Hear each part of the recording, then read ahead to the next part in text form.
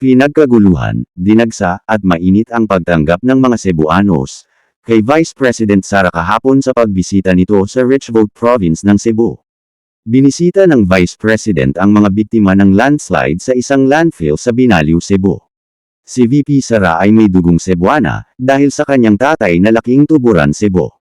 Kung kaya ganoon kalapit sa kanya ang probinsyang ito, makikita sa video kung gaano siya kamahal ng mga kababayan niyang Cebuanos, at halos hindi na umusad ang dinadaanan ni Sara Duterte dahil sa sobrang dami ng mga tao.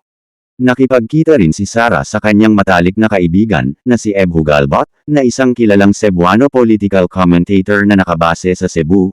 Sa pagpunta ni VP Sara sa Cebu, marami ang nakapansin, bakit hindi man lang daw pumunta sa Kapitolyo ng Cebu si Sara Duterte upang makipagkita o magbigay ng courtesy visit kay Cebu Governor Pamela Barry Quatro. Si Barry Quatro ang tumalo sa dating governor ng Lalawigan na si Gwendolyn Garcia, isang makapangyarihang pangalan sa Cebu. Isa sa mga naging laman ng kampanya ni Barry Quatro noon ay si dating Pangulong Duterte. Si Barry Quatro rin ay nakisali sa panawagan na Bring Him Home para kay Digong. Subalit, sa hindi inaasahang pagkakataon nitong nakaraang taon, ay madalas na nakikitang magkasama ang gobernador at si Marcos, lalo na sa pagbibigay ng tulong sa mga nasalanta ng kalamidad sa lugar. In fact, tinalaga pa nga ni Marcos si Pamela, na presidente ng Governors League sa Visayas. May litrato din siya, kasama si John Vic Remulla, na pinutakte ng netizen noong nakaraang taon. Parehong si Marcos at Remulla, ang nagpadala kay Digong sa The Hague, na naging sentro ng kampanya ni Pamela, noong election 2025. Ano kaya ang rason bakit hindi binisita ni VP Sara si Pamela Barry Quatro sa Cebu, sa kanyang pagpunta doon? Mag-comment down below, at huwag kalimutang mag-like, at mag-subscribe kayo sa ating YouTube channel. Maraming salamat po.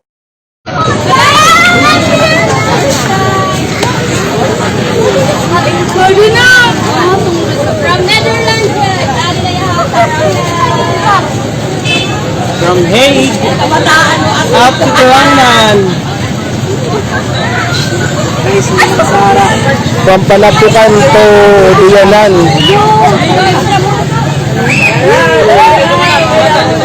Ito si Ma'am Inday, our baby.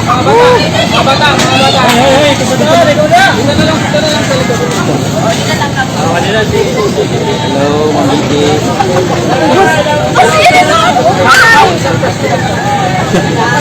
Ginhingal.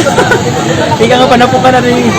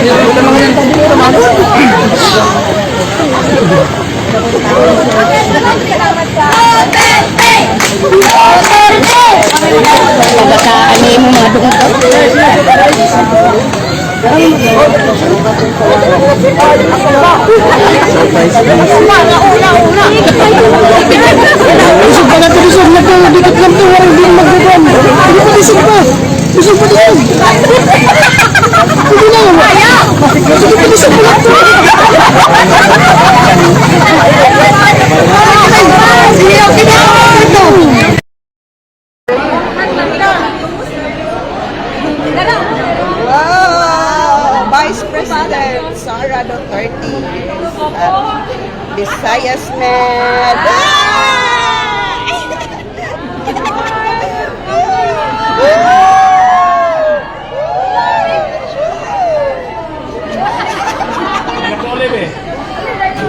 Pagkalat